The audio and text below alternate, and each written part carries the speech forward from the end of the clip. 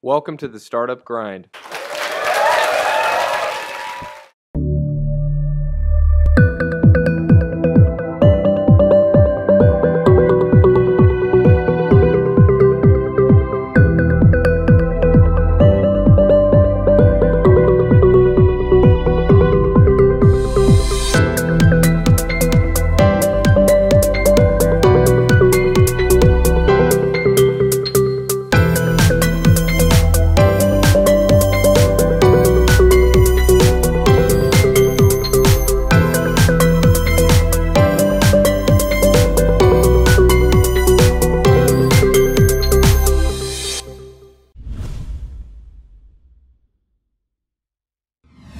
Edge runs the company called CyberLogic. He started it out in 2006, built it up, and he's climbed Kilimanjaro. He's got his pilot's license. He's got crazy stories. He's been in a wheelchair.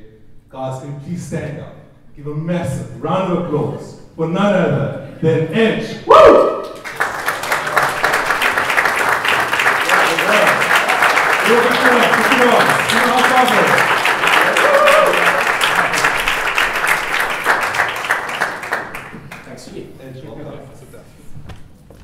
Okay, that should work. Let's quickly get this thing up and running. Can I cheat and see? You can, yes. Sorry, G. Yes? You forgot to mention that the hashtag is StartCPT. Thank you very much. Right, showing full screen. Okay, So we use Slido.com. oh, what's happening here? Okay, sorry, that version got it wrong. Okay, So we use Slido, and the idea behind this is for you guys to ask questions on your mobile phone. So whip out those phones again and type in slido.com.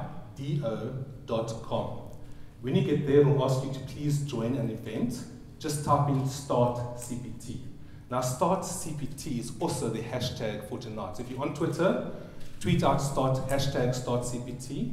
If you if you go log in here, you can ask questions, you can vote the questions up, you can vote the questions down. There's a nice tweet stream, so you can see that Adelaide is busy tweeting there, so join in the conversation. This is one event where you guys are allowed to tweet and to chat and to use your mobile phones. Cool. Right, welcome. Thank you, thanks for having me. now I believe you were born in Komiki. Man. Yeah. And Komiki back in the day was quite a hippie place. Tell us about that. Well, back in the day, the day was the early 80s really.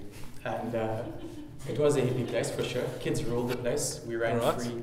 I don't remember having any kind of curfew at any point in my childhood. Maybe I've just blocked it out, but I really don't remember it. I think they figured that the kids would run home when they were cold, tired, hungry, or whatever. And we sort of had a great free upbringing there. Very nice place to have lived, yeah. But very hippie in its own way. And without the curfews, did your parents trust you, or was it just them busy with work? Well, my mother is here, you could ask her. Hey Mom, how's it going? There we go, there she is. Awesome, okay, that's pretty cool. Okay, and high school and matric and... School, yeah, Bishop's Westford, you hear about these sort of wannabe schools. I went to Fishhook, a real school. But we're trying not to brag about it, we're understated like that, yeah. Brilliant. Okay, tell us, what exactly does CyberLogic do? Just quickly, 60 seconds. Elevator pitch. Yeah, let's hear it. All right, what do we do? We manage corporate networks for small businesses, SMEs. And that means the network management, the physical hardware, the software, the infrastructure in between it. And it also includes cloud services as well. So virtual services on the cloud, which we hook into their legacy infrastructure. So if you've got a business with 20, 50, 100, 300 staff, and they've got PCs and servers and everything else, we manage that for you and we support the user base. Okay. Now we're going to take you from your childhood, you went to school, after school. We want to find out how you managed to make this business successful. So we're going to take us right to the beginning. What is it after school? What did you do after school? You studied? No, I was in matric in 93, matric 92, came out 93, and that was the last year of the official conscription. And like a fool, I had nothing else lined up. There were probably about 5 guys in my entire matric class who ended up going to the Army or the Navy or the Air Force. So I went to do my time there. I'd always thought it was inevitable. I thought I couldn't escape it, so I never tried to line something up to avoid it. And on the last day of matric, sort of asked my mates, what are you doing, what are you doing? And they all disappeared. We're going overseas, we're hiding away, we're pretending to be sick, we're going to do whatever we can do. So yeah, I went straight from school to the army and became a man, my son. That's good. And off to the army. Straight from the army, well, I wasn't one of these people who had a single passion. I wasn't, a guy who could only compose music or could write books or whatever, so I had no idea.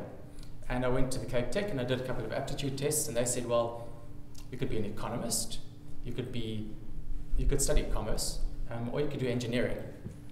I didn't know what an economist was, I had no idea at all. Commerce sounded dry to me, and in hindsight I kicked myself, but it sounded dry to me at the time.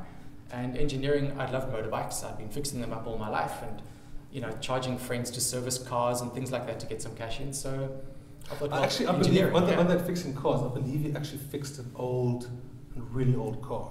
Tell us about that story. My first love. It was an ancient Lancia Fulvia. If anyone knows it, it's a really cool old Italian sports car.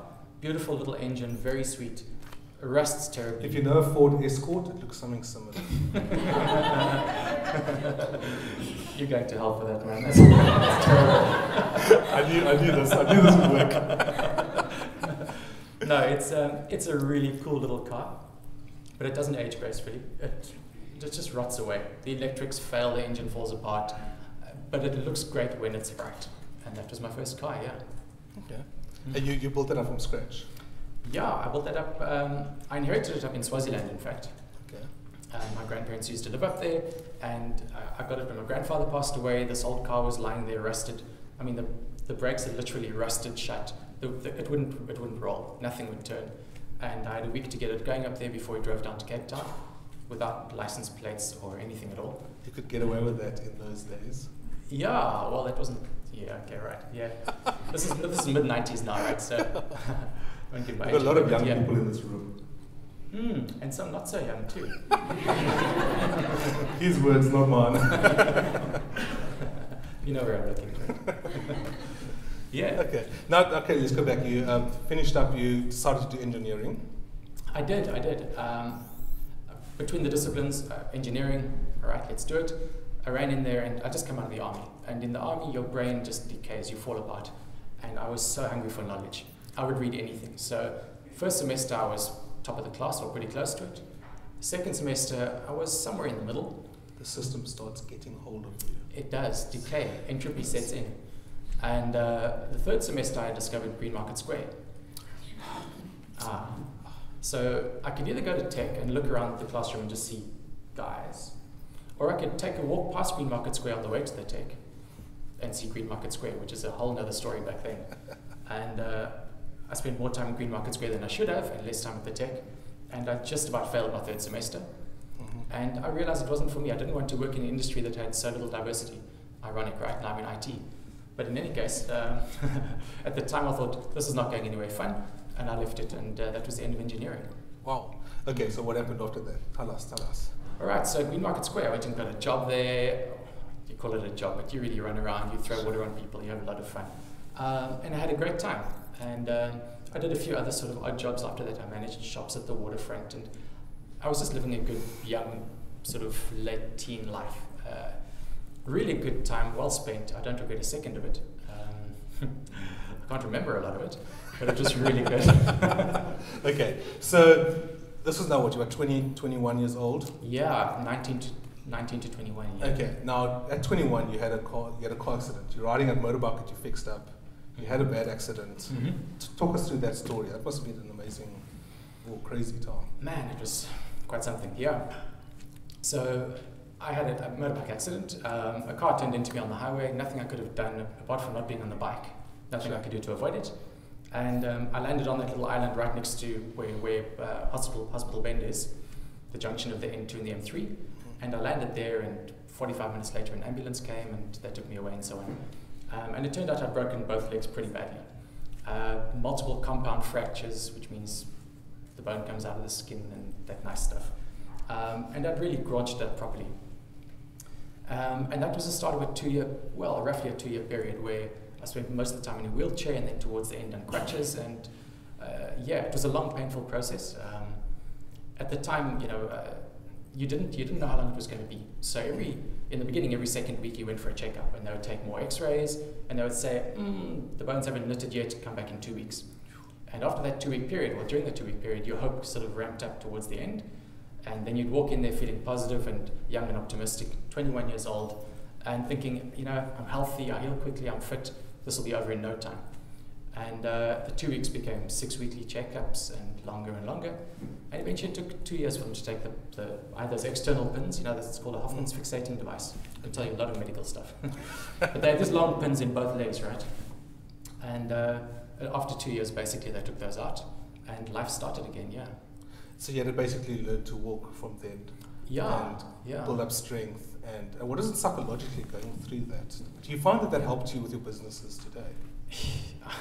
I was chatting to a friend at lunch today, and I said, I saw the headline of the sort of wheelchair to boardroom thing, and it sounds like they just took me out of the wheelchair into a boardroom, and I stood up and I was kind of there.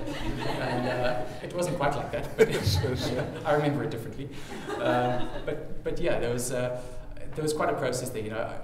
Those sort of 6 weekly periods, each one became a marathon. When you're in a wheelchair, it's difficult to imagine it until you're there, but not being able to bath properly. You do a sort of hand bath. For 2 years is a long time. So those periods sort of each one... Did it force you to look at yourself and analyse where I've gone wrong with my life? And yeah, much more than any 21-year-old should have to, really. But yeah, I think I grew up a lot in that period. I went into it, young, carefree, having a lot of fun, just living life and having a great time about it. And I came out of it after 2 years of being cooped up, similar to the army, where you lack information, you lack input. I did all kinds of things during that period. I restored the car while I was in the wheelchair. I did all kinds of things to stay busy, to stay active, but I was raring to go. By the time they took those pins out of me, I walked out of the hospital afterwards. No one was going to put me on crutches or anything. I walked out of there, walked home, and I started interviews for jobs the next day. Wow. Yeah. Okay. Now tell us, how did you go from that point to starting your own business? A long process. Well, why did I choose IT? That's probably the first question there, so I'm going to lead with that. But yeah, when I came out of that wheelchair period, I had no saleable skills. I could manage a shop. I could, I was trustworthy, I thought, but I hadn't developed any skills after school. So I looked at the world, and I had some medical debts to pay back, and I thought I'd lost 2 years on my peers, in terms of career progress and so on. And I looked at my life, and I didn't have a career. I had a series of jobs and a lot of fun. I don't regret it, but I hadn't built anything that I could climb a ladder on. So I came out of that 2-year period, and I said, very mercenary decision. I said, what is growing quickly, where I can apply skills, I can learn technical things quickly. I knew I could do that. Where I could apply and learn very fast, that didn't need a qualification, and where I was on a wave that was building, so that I could surf the wave. And IT was the only choice, which was the obvious one. This is now the mid-90s, so I would have loved for it to be 5 years earlier, because I would have retired 5 years ago and life would have been great. But I just missed the peak of the .com period. Yeah. But yeah, I chose IT based on that. And I went for interviews, and that was it. I started my IT career. My first job, was for Pinnacle Micro. They sell the ProLine PCs. Yeah. And it was working on Macro Shop floor in Milnerton. And if you walked into Macro, it's a glamorous place. That's where I was working. And my job was to sell their PCs inside Macro to outsell their competitor products. Wow. And I knew nothing about PCs. I hadn't switched on a computer. I'd never seen Windows before. Literally, this is the days of Windows 95. It was cool, it was funky. And I'd never switched any of these things on, so I had no idea what I was doing. And the first day happened, and I could barely walk. The truth was, I couldn't tell my employers this because I didn't want them to think they couldn't hire me. But I could barely walk. I was struggling to walk properly.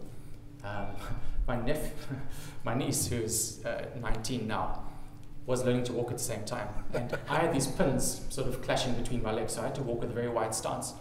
And she copied me, so we walked around the house after each other. But, that's cute. I really could barely walk, but I couldn't tell them this. And then, of course, I got to the sale point, and I had to now go and fetch a PC and a monitor from the top of those Macro shelves. And you know what those are like? Yeah. It's sort of a 30-step staircase on top of wheels, and I had to carry a monitor down on a PC. So yeah, it was it was fun. My feet ached afterwards. Sure. But I got back from the first day, then I realized I didn't know what I was doing. I had no idea. I didn't know what RAM was, or CPU, or memory, or hard drive. It meant nothing to me. So I went home and I took our spec sheet, which had the 5 or 6 computers that we sold, the ProLine models, and I memorized it end to end. The P200 has got a 166 megahertz processor with MMX and 16 gig of RAM and so on and so forth. Very, very good. I'm impressive. Yeah. Some things stick that shouldn't, right? Right. But I memorized the spreadsheet. And the next day I got to the sales floor, and when a customer came and they said, yeah, we're looking at this HP or that, whatever it may be, I said, well, you know what? If you look at the Pinnacle P200, it's got a faster processor, better memory, and not just that, but look at the cool case, and so on and so forth. Yeah. So by memorizing the spec sheet, I got around the fact that I knew nothing. If they switched the computer on, I was in trouble. I couldn't help them. But I could tell them which machine on the floor was closest to their budget and had the best specs for that price. And yeah, that was a start. So just by knowing that, I outsold my competitors there. And I was hired at the same time as a few guys in all the different Macro and Dion's and OfficeMart stores and so on. And my sales were better than the rest of theirs for that first month. And I had a very nice, quick period where I was promoted a few times within the company quite quickly, just by memorizing things. I knew nothing about what I was doing. Yeah. Okay. Well, that's a bullshit baffles brains, right? It did, right? And IT is the perfect platform for that. Because nobody else knows what they're talking about either. So. Absolutely, we're all faking it. Okay. And so that guy there knows his stuff. He works for me. Oh, right. Really good, yeah. Well, I don't know so much, does he? Maybe he's just memorized the spec sheet. We'll test him later. We'll test him later. Yeah. We'll have a hackathon. Okay. And so you went from that company, and what made you decide to start your own company? Well, look, I'd grown up in let's call it a very entrepreneurial house. It was. My parents had always had their own businesses.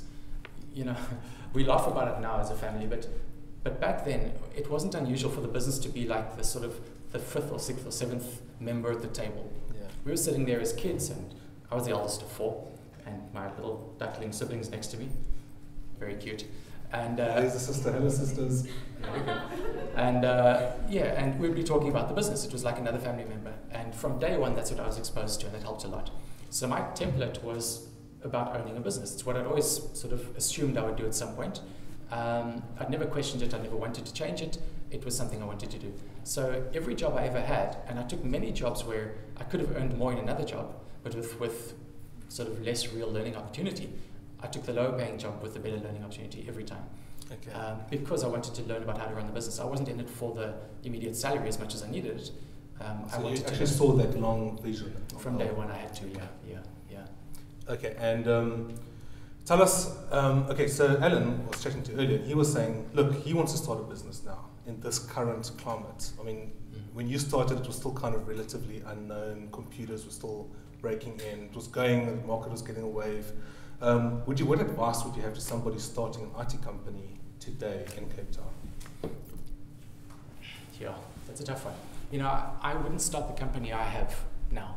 Okay. Is that the market is saturated, or the market's matured. Okay. The market has matured, and look, not that there isn't opportunity. There's opportunity everywhere, absolutely. But you've really got to understand your niche now. The last thing you want to be is another man in the van who's doing a little bit of everything.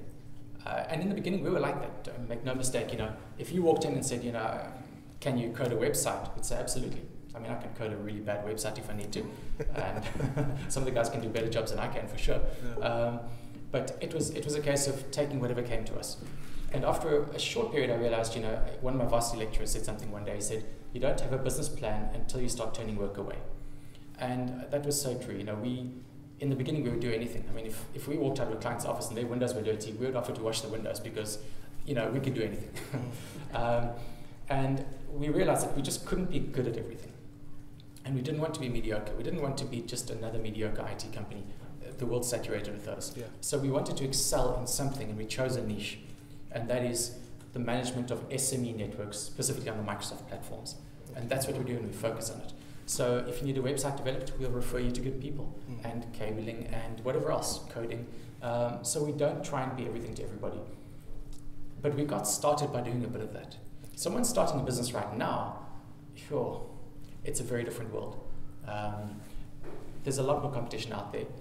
if you're talking about the IT industry, which we're in, network management, managed services, and so on, it's a bit more mature than it was there. There are opportunities still, but it's far more mature now. So I would say really understand what it is you want to do. Don't be vague about it. You've got to go into it knowing exactly what you want to do now. We got by with a lot of luck and some connections and some friends who needed work done. And, we got through those first early years learning. And I don't think you have that luxury at the moment. People's expectations are higher. Back then, service levels could be low and you'd get away with it. Those have gone up over the years. Speaking of service levels, one of your important things is customer service. I mean, that is you basically base your business on that. You've got a very high customer retention. So how do you manage that process to ensure that your staff also carry that through? Yeah, that's the golden question. When I read one of your sort of blurbs for this event, the word guru was used there, and I cringed, because to me a guru is someone who's got this sort of infinite knowledge and knows it all and so on. And that's exactly what I don't like about the IT industry, is that know-it-all type of personality which can be created. So the answer is I don't know. I can tell you some of the things we've tried, some of the things have failed, some have succeeded, some we're trying now for the first time, and I hope they work out. What I can tell you is that, when it comes to customer service, if the person actually cares about what the customer's going through, that's half the battle won. And that empathy is something which is sometimes difficult to create in an IT environment. The guys focus, they spend their lives working on technology, and we have to focus and recruit people who've got people skills. And that cuts out a part of the market for us, If we could take guys who are just good geeks, but without people skills, without communication skills, without presentation skills, it would be far easier for us to find staff. We have to really focus on what we're looking for. But that carries through, yeah. How do you find staff? We've got a great recruiter. We've got a few recruiters we use, but one particularly good one. I think you know quite well. We focus a lot on the recruitment process. At the very minimum, there are 3 interviews a person goes through. The first one is with the line manager. So if the person's in the tech department, then Giancarlo, who manages the tech department, will do the first interview. And during that, they start off with a tech test. So if you don't have the skills, we can't use you for this role. That's a reality. We start with a test. Assuming they get through that, he then interviews them. Quizzes them about the test, asks them about their history and all the rest of it, but he's really looking for the soft skills, for some maturity, communication skills, the ability to understand the client side of the picture. And that's his first interview. The second interview, those who pass through that, and that's a very small percentage, I meet with myself as well. And I give them the same kind of a grilling from my own angle. If we agree that this candidate's got the legs, we then take them and we give them a coffee chat with 2 of our staff. So they go downstairs, and there's a coffee shop there, and they have an off-the-record chat, which they come back and tell us everything about. All right, now we know. Yeah. No, it is informal, it's relaxed. The candidate can ask anything they want to. What's it like working for Edge? What's the company like? What's the coffee like? The coffee's great, by the way. They can ask whatever they want to, and our team can get a feel for them and say, my question to them when they come back is, would you want to sit next to this person at the next company event? Would you be happy with this person representing CyberLogic? These are the questions I ask my team when they come back from that coffee chat. So that's the interview process. There are times when we call them back again after that for another interview or 2 sometimes if we're just not sure. But we spend a lot of time on finding those few candidates, and yeah, it's not easy. And then managing the staff, do you allow like flexi hours and flexi times, and how does that process go through? It's contentious. The trouble is that to provide quality service to our clients, and that's the not negotiable, to do that, our staff need to be at the office or available during our clients' core hours. Okay. Most companies in Cape Town work something sort of like 9 to 2 or something, I believe. The more corporates will work sort of 9 to 4, 9 to 5. Some of the hard workers will work 8 to 5. We work 7 to 5. Okay. And we do that with 2 shifts of people. So, the guys work a 9-hour day. Some people work an hour earlier, others work an hour later. The idea being that we start checking on our client systems at 7 a.m. before Cape Townians are woken up. We've checked out their systems. Are their servers up? Are their lines up? There are clients who are 24/7 monitored, and we know about them 24/7. But there are those who are business hours. So, we structure our time around our clients' times, and that's something we have to do. Yeah. Tell us about your business model. Can you take us into your business model and explain it? Where's Giancarlo? Yeah, you know what? Our business model is pretty simple. We focus on the SME, okay? So already there you're cutting out a big part of the market.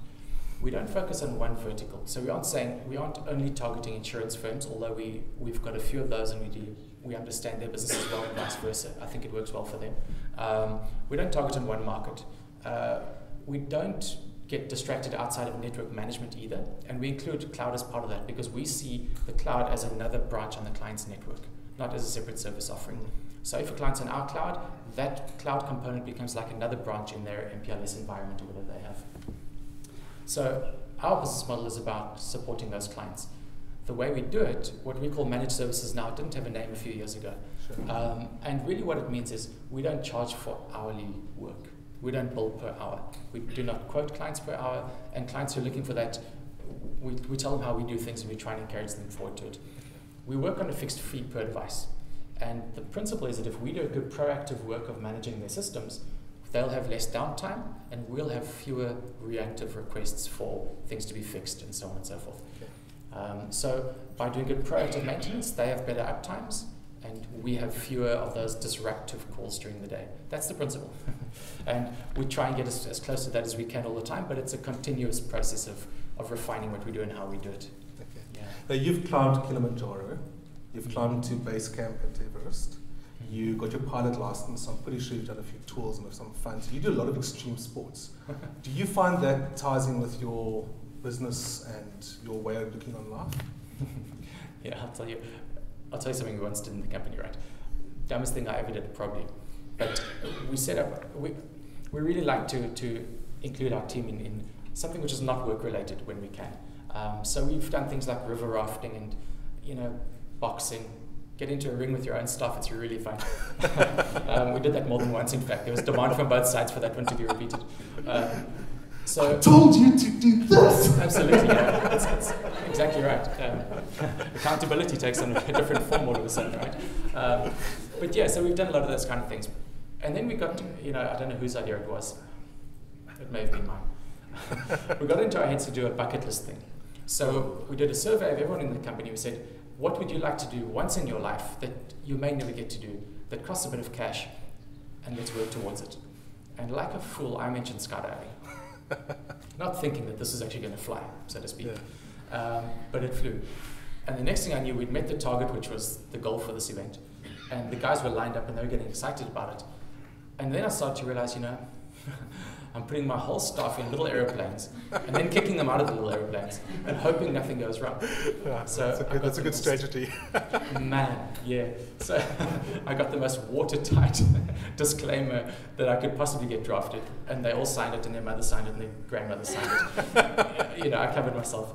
And then we went out and we went out to Robertson and we did this skydive. Tandem dives, so there was no course involved, but you got the feeling of the free fall, which is just magic.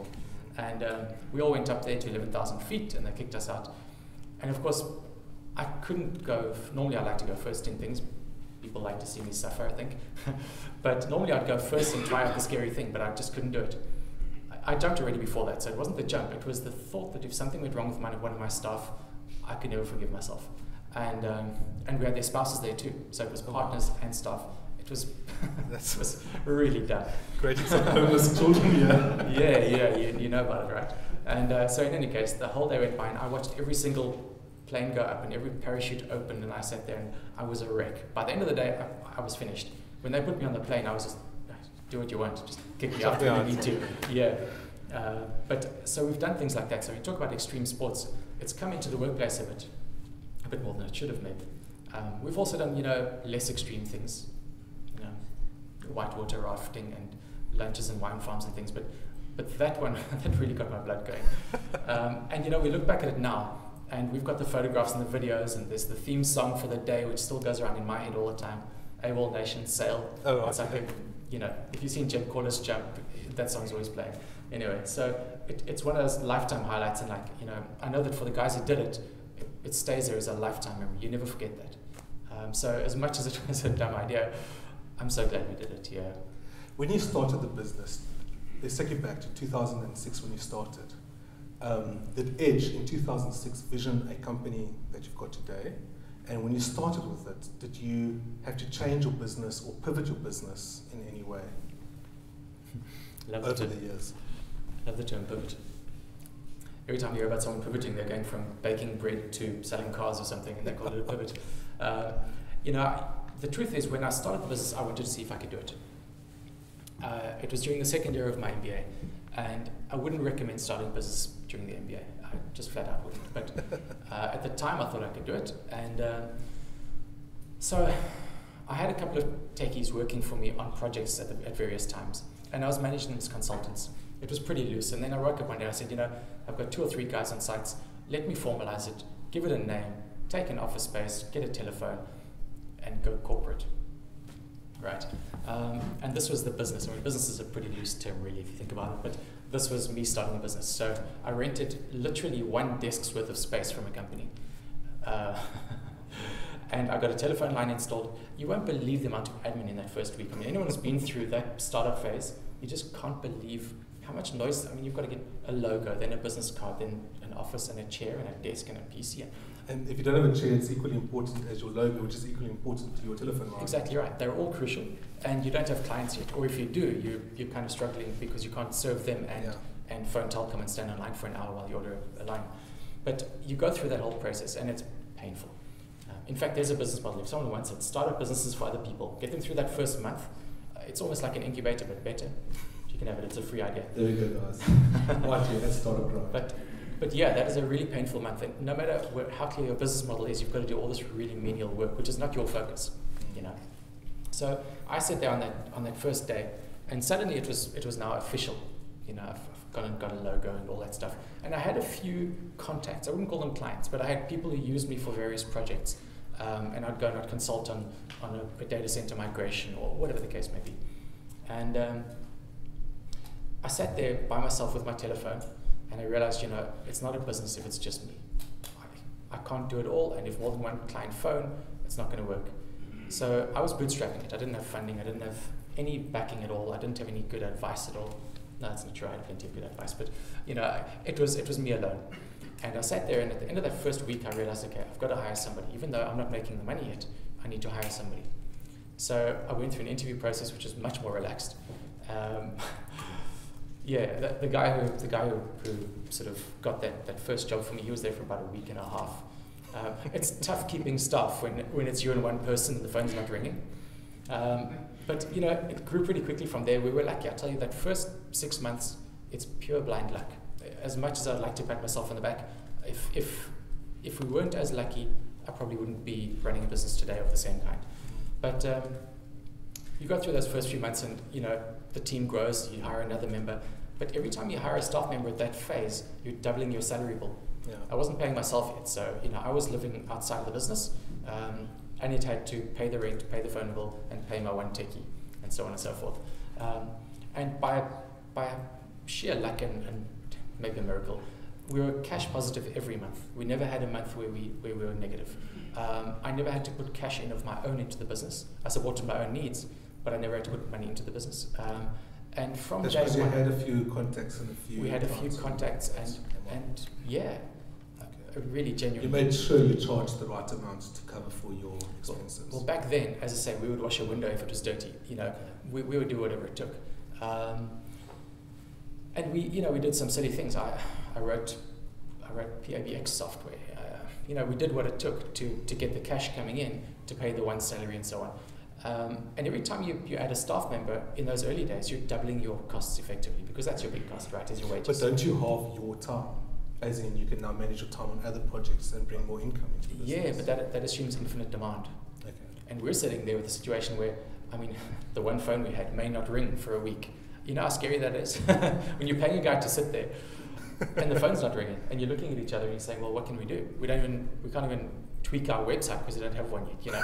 It's that really. Well, design one, David. Come on, go. Yeah, it's like that, right? But we can't afford to host it, so it's pointless. But it was so early, and every time you hire another staff member, you need to hire them. You don't have a team until you've got a good platform, and you don't have a business until you've got a team. So you wait and you watch the sales grow, and you just hope that it carries on that way.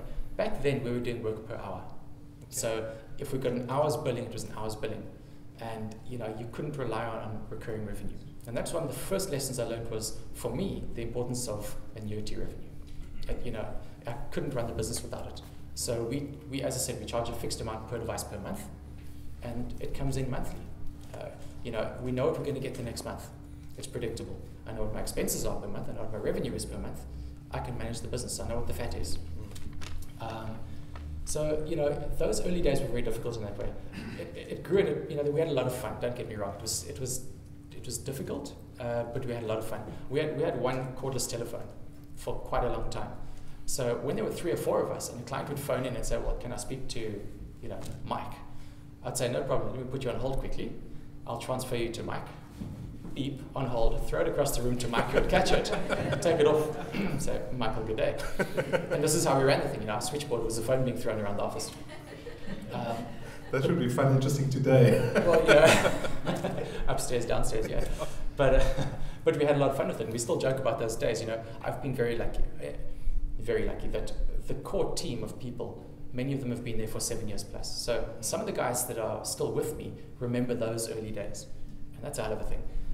In the IT industry, which is known for quick staff turnover, we've got some guys who've been there for 7 years plus, and rough calculation, our average staff member stays with us for about 4 years. That's pretty good. Which is about double the industry standard. And we do try to look after people. We try to pay well and so on and so forth. But there isn't one magical piece that sort of keeps it all going. It's a case of all the little bits and pieces add up to the person hopefully staying and staying engaged. Yeah. Tell us about the MSP Mentor 501 Global Ranking. What is it and why have you won it? It's really important. Okay. And it's glamorous. Yeah, what it is, MSP Mentor is an American organization, and they do a global survey every year of the managed service providers around the world. And being American, their market is just enormous compared to ours. But every year, some companies from, Africa, Europe, so on and so forth, make their ranking as well. And they rank the top 500 or 501 managed service providers globally. And we've been very fortunate that despite our small size compared to the other companies on there, we've been on that ranking, I think, every year since it started. Yeah. So it's a very nice feather in the cap for us, because when we look at the other clients or the other companies on that list, and we're talking big listed multinationals, we're talking the really big companies. You've got the giants of the industry are on there. And then you've got this little company down in Cape Town, kind of fighting against Goliath, Yeah. So that's what the MSP Mentor is all about, yeah. Question, bootstrap versus funded. Which would you go, or what is your thoughts on that? Yeah, look, once you've bootstrapped, you've learned things you would never learn otherwise. I believe that. So, okay, first of all, bootstrapping is if you pay for yourself and you get your company going and you get things off the ground. Funding is if you go to somebody and they give you money to get your company going. Okay. Yeah, I had no track record back then, and I had contacts. I may have been able to scrounge together some kind of funding or put together a partnership or something, but I didn't want that. I wanted to see if I could do this thing. So I didn't even try and go that route. And I learned a lot through it, and I'm very glad I did that. And my parents had done it the same way. So this was the template I'd followed. This is what I'd seen, all through my childhood. They had various businesses, and some succeeded and some failed. And I kind of saw it as a rite of passage, and I didn't expect it to succeed. The truth is, I thought I could make a run of it for a while, learn a lot of lessons, probably go back, lick my wounds in the corporate world for a while, and then try again a while later. This is what I expected to happen. Would I bootstrap again? Probably not. I would use other people's money. There are more sophisticated ways to get going. There are quicker ways to launch, better ways to make money, bigger ways to, just better ways of doing it. I didn't know a lot. Well, I didn't know enough about those at the time, perhaps. But the truth is, I actually wanted that challenge. Yeah. So yeah, I wouldn't do it the same way again. No. But I think that anyone who has done it, hats off to them, because it's not easy. Yeah. Failures. What is your biggest failure? Jeez. Or one of them. As a person. Or business. Person or business. I knew you were going to ask this, so I thought about it, and I once started, it was during my 2-year broken legs period in the wheelchair. I was bored and numb. I just couldn't stand it. And I had been managing a shop before that where they did picture framing. So I knew how to operate picture framing equipment. But that stuff's all foot operated. So here's me in a wheelchair and I can't really do that. But I had some people I knew who had some picture framing equipment, the actual machinery, and a lot of offcuts because they had their own business. So I approached them and said, listen, let me use your spare equipment and I'll take your offcuts. I'll hire somebody to operate the machinery. We'll set up a business and I'll give you a cut of all the profit we make from those offcuts we sell, which you're wasting anyway. And they went with it. And it was a dismal failure. I had a guy, James, working for me. It was a lot of fun. But between the two of us, it just, we didn't know enough about business at all. So we had a logo, which we're really proud of it. And we took these offcuts, which we could get for free. And most what was the company's name? Yeah, which was actually quite funny. It was called Mainframe. Ironically, right? Yeah, but anyway. Yeah, so that was Mainframe. But what we did is we took these offcuts and we made tiny picture frames which we went and sold to shops and markets and wherever we could. And there just was no money in it. You would have to sell 5,000 of these things a day just to cover our costs. And we weren't, we didn't know what we could charge and we just didn't have a clue. So this limped along for about probably 4, 5, 6 months. And the minute the pins came out of my legs and I could walk, I canned it, said thanks very much to the people with the equipment, gave them back their stuff, and it kept you busy. It kept me busy, yeah. I couldn't stay idle. The car was running by then, so I could drive. I shouldn't have been driving probably, but I could drive with my legs far apart. Yes. And yeah, that was Mainframe, glamorous. Mainframe. Yeah. Okay, we're going to open up to the floor to some questions. So we're going to ask a few questions of Slido. And so let's fire up and ask a few questions on there. And then we're also going to ask a few questions from the audience. Okay. So the first question we have here is, have you had any major disasters in the business that have made you want to give it all up? Yeah, I have my days. The thing is, in a customer service environment, it's not easy. The truth is, it's not easy. You're constantly fighting against complacency. Bad habits creep in, and it's not necessarily anyone's fault. It's just human nature. People become lazy, and we need to fight that all the time. Every day we go in there, and someone will be having an off day, and they may not as be, as polished as they could be. Someone's dress code may slip. Their tech performance may go down, whatever it may be. And every day you go in there, and especially for guys who are doing management work, some of the team leaders and so on in our company, it's really tough. It's not a case of doing something once and it's done. You do it perfectly one day, you come back the next day and you start again and again. So there are days where I think about it, or there were in the early days. In terms of actual disasters, we've been very lucky. We've made mistakes, absolutely. We make mistakes every single day, and we try and learn from them, but no major disasters yet. The biggest thing to me would be the loss of a key staff member. There have been 1 or 2 people who we just couldn't keep with us for longer, and they'd been there for a good while by then too, some of them. And we've been lucky. Some of those have come back to us with renewed energy and appreciating our environment again, and that's awesome. And others we're hoping will still come back to us. But to me, it's a very personal relationship with each staff member, and when they go, that's disheartening, especially in the early days. Now it's reached a point where we're a lot more resilient. We've got a bigger team. We can handle it. But in the early days, it was like losing a family member. Yeah. Okay, the name. Why Edge? Oh man. Yeah, it's an old family curse.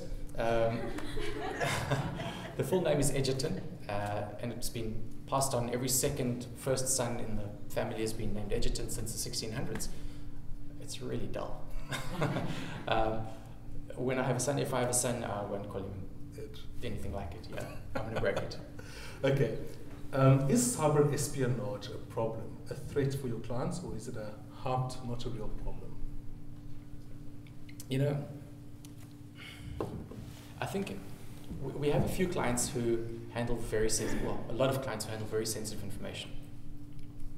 Customer databases, legal information, they've got huge responsibilities towards their clients to protect that data, and ours, of course, is to do it on their behalf. Cyber espionage as such, it does happen, but for the average South African SME, I think that's not their top concern. Okay. They're trying to keep productivity up, customer service levels up themselves, and so on. They need to know they're secure and they're looked after by qualified people who are doing a good job, and that policies, procedures, controls are in place, and so on and so forth. And we spend a lot of time on that, a huge amount of time on that. In fact, initially, we focused on very high security environments, credit card switching gateways, things like that. So we started off doing very high security, and that I specialized in IT security previously. Okay. So that was our initial client base, was much like that. Which means that when you go and you manage a more traditional brick and mortar company, the level of security required is not as high. It's an easy job. Yeah. Questions? Who has a question for Edge? Anybody have a question? There we go, at the back. Can somebody move a microphone? Yes, please. There we go.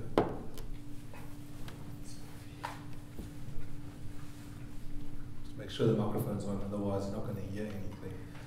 Girls, how's the Twitter competition coming along? 1 more minute. Okay, that's good. There we go. At the back. Awesome. Thanks. Nathan from 2050, neighbours to this building. I just wanted to ask about startups. So everyone talks about startup grind. I work for a startup as a business development consultant, which is maybe 400 people. They're still calling themselves a startup. Where do you go from startup to established business, and what is the threshold? I don't have an answer. Anyone else? Where would you draw that line? Yes, tell us. Well, I think you basically in growth stage company. Like a startup is dominating one market with one product and producing revenue but not significant profit or growth. So if you're expanding on your products or your markets, then you're in growth stage and you're not a startup. There we go. There's and if you're employing 400 people, then you've got a really big brand. I don't know if one market or one product can sustain that in South Africa. Yeah, there's a really cool model worth reading into called the Adizes lifecycle model, ADIZES. And he's defined a corporate lifecycle, which is the traditional bell curve, where he talks about a business starting off from absolute startup, from idea, from the germ of an idea, right through the various phases. And he gives a lot of information about the various stages of the business lifecycle and what the threats are at each stage and so on. I find it very useful myself. It's well worth reading into, adizes.com. Yeah. Thank you. Okay, another question. Anyone here? Okay, no more questions? All right. Okay, how's the Twitter competition? Okay, good. All right. Okay, so Adelaide is going to come up and tell us about the Twitter competition and who won. While she's doing that, Bruce, at the back there, will be handing out the fishbowl. Please throw all your business cards in there, and you guys could win some prizes. Okay, cool. Adelaide, here's your mark.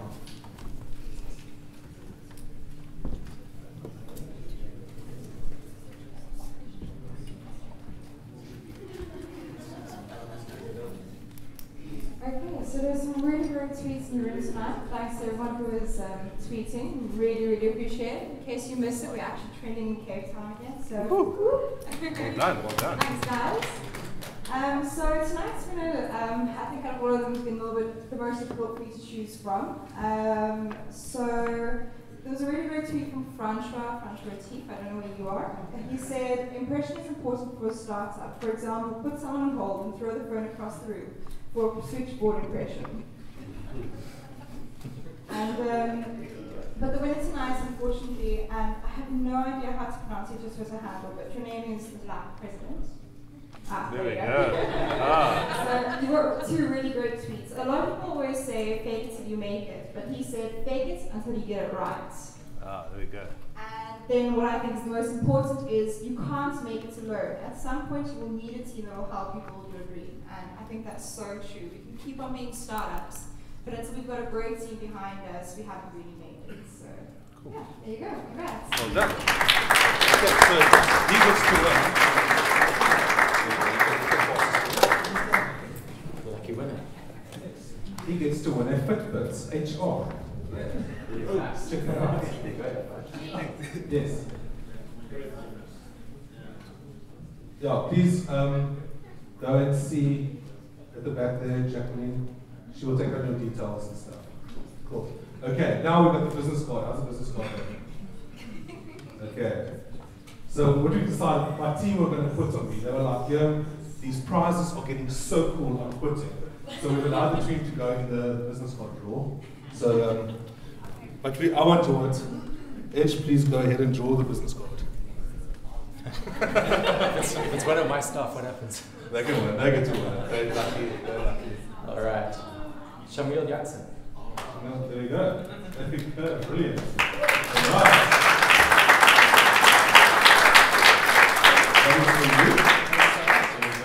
Thank you. You can see Jacqueline in the back, and then she'll give you details. Guys, thank you very, very much.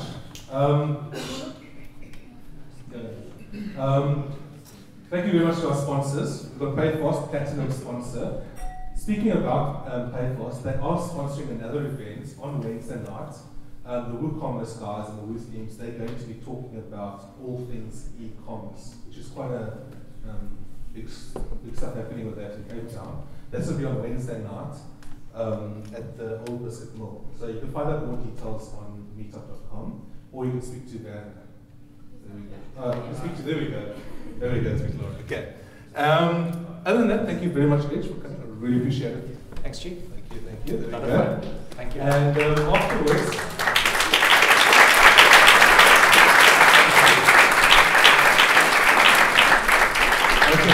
so on the outside there's a stand where these lanyards were on. Put your lanyard back on there. In about 15 minutes, we're going to be drawing one of the lanyards. If you are here and you get to do so, don't worry, just 15 minutes. If you're here, we draw your name, you get to win a seriously awesome prize. A wireless 360 speaker sponsored by One Day Only. And then, actually, you know what? I forgot about this. This is PayFast Express. Sorry. Where's the fish balls? Here we go. You can draw another one up. There we go.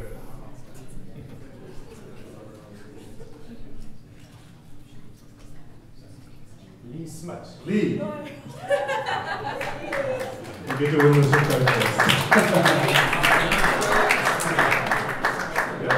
Okay, guys. Thank you very much. Enjoy. There's still some drinks hopefully outside the cash bar, and we'll sit around. Oh, and this is for you. This is Jaws the Fish. So you hashtag Jaws the Fish. You can tweet him. You guys can tweet him. You can use him to talk to people. He's quite a cool little guy. Thank you very much. Cyberfish. Awesome. Thank you very much, guys. Thank you.